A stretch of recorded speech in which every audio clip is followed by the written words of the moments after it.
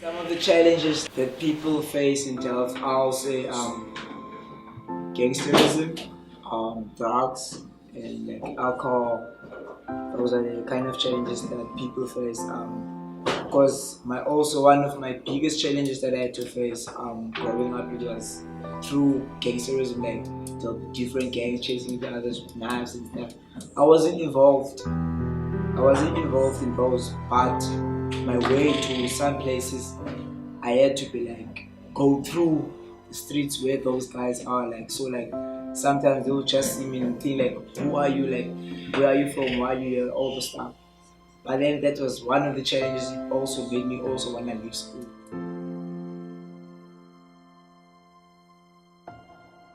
In this community especially, the young kids, oh Lord, like most of the mothers, they're on drugs and they're not looking after their kids. The kids are in the street and that's how the kids get raped and get missed or stuff like that. Especially like for me, gangsterism is the biggest challenge that we're facing here right now. And like in the morning, you can't even walk to work peacefully because you don't know who's around the corner watching you and waiting on you.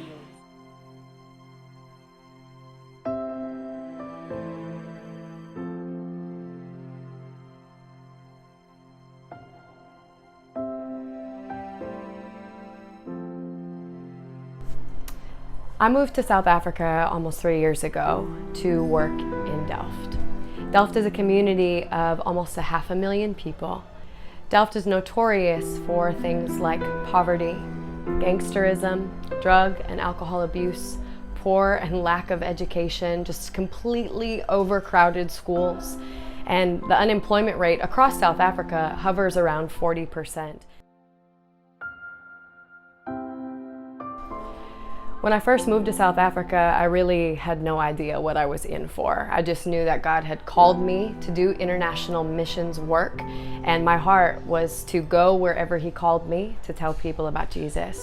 So when I got here, God very quickly told me, you better be willing to stay planted. This is not a short-term assignment. And for someone who's wired to go and move and shake and travel, the idea of staying planted was literally terrifying. It was actually something I never thought I would do. But the reason God really challenged me with being committed to staying here long-term was because, number one, it just takes time to build relationships with people, especially for me as a minority in the community that I'm called to serve in. It takes time to build trust with people. For me, if I were to come for a short period of time and then just leave, it would actually have quite a damaging effect versus coming and staying planted and really investing in the community long term. And I will tell you this, I know that Delft does not actually need a whole bunch more of American missionaries.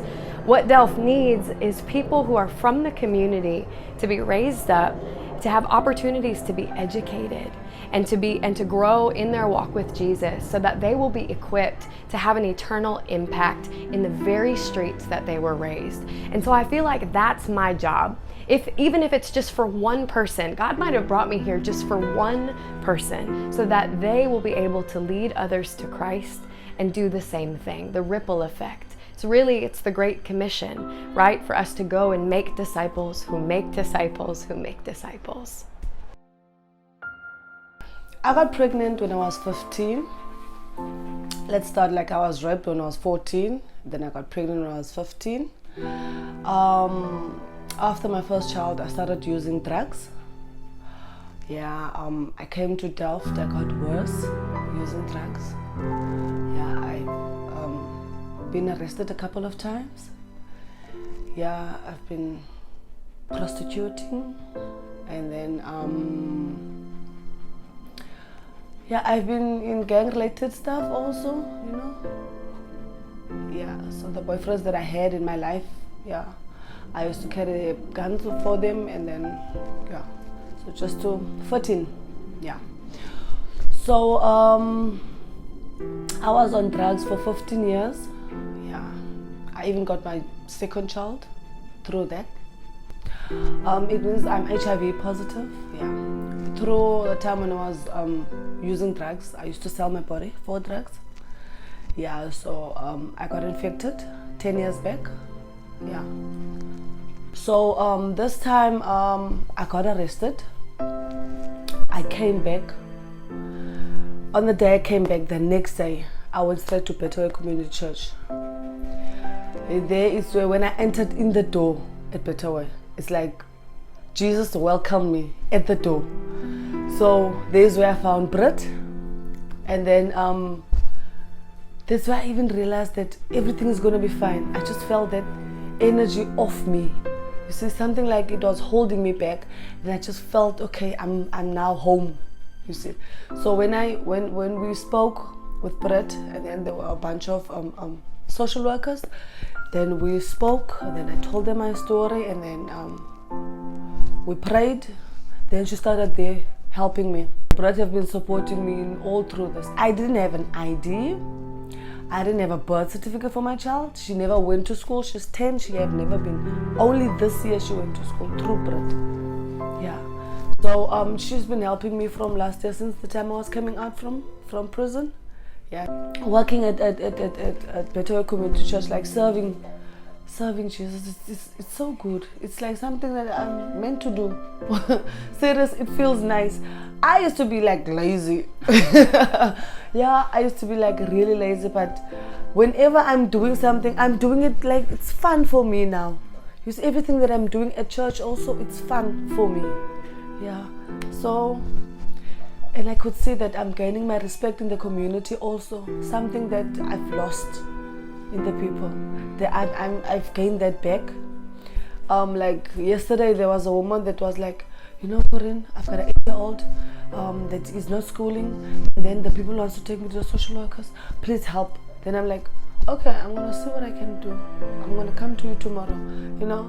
And then most of them, they're telling me, the ones that I was smoking with, they're telling me, Corinne, please pray for us. We also want to stop. But since my therapist said, work on yourself first before you can help other people. So I'm sticking to that routine. I am gonna help everyone that I can, but I have to help myself first. My name is Tracy. I have 2 siblings, 1 brother and 1 sister. I'm a middle child. I have a daughter who's 18 months, yeah. And I'm from Eastern Cape, original from Eastern Cape, located here just to get better education. I met Brett like 3 years back. Yeah, I think 3 years back. She came into my life while I was facing this. I won't say it's a challenge. I was pregnant. Then she came into my life as a mentor. She guided me through how to, like, in a way of drawing me closer to Christ, because I was ashamed. I felt ashamed at that time, and I felt like there's no need for me like to go to church. Like, it's like I've let a lot of people down. Yeah. So that's how I met her. She has helped me, especially with the baby that I have. Whenever like I need her, like if I need something from her, I'll just text her. I know that she'll be there for me. Yeah. Life would have been very difficult, I must say, because there were times when I'll run out of nappies. Like I wouldn't know who to turn to. But she'll always be like, I'll turn onto her, like I'll tell her, even if sometimes I just feel like sometimes I just don't have the gut to ask, but I just encourage myself because I know the kind of a person she is. She's a kind person, and yeah.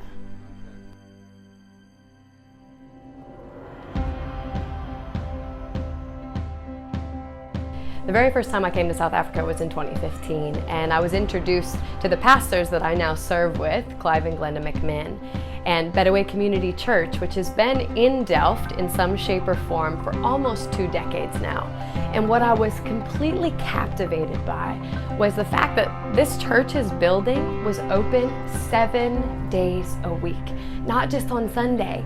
And so you could see that there was a respect, around the outreach that was happening in the community, and the church had done a really amazing job of just building relationships with people. People in the community know that Bettaway is a place where they can come any day of the week, anytime, and we will do our best to meet them where they're at and provide whatever resources we can to make sure that their family as a whole is in a healthy place, mentally, emotionally, spiritually, and physically.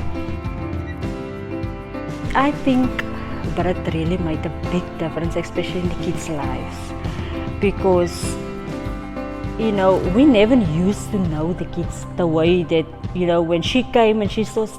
For me, what I love about her is like when she came here, she started knowing the kids. She had that deep emotion for the kids, which we never did. We used to come to church, but it just, that is that child, and we didn't even know their names. But when she came here, it's like, this woman, she's really interested in the kids, so why can't we be? So, but now it's like, there's not a kid that I don't know. That is what I learned through her.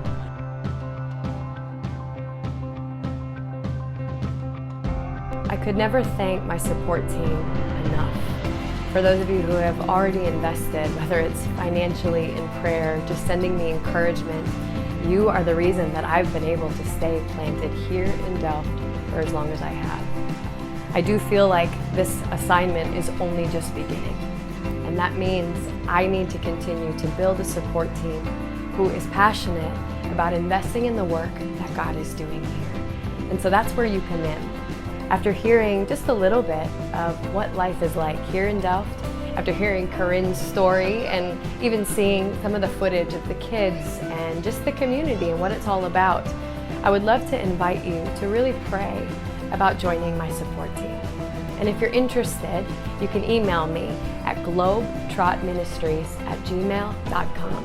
And I'd love to start the conversation about what it looks like to be a part of my support team, so that the work here can continue and so that it can continue to have an eternal impact.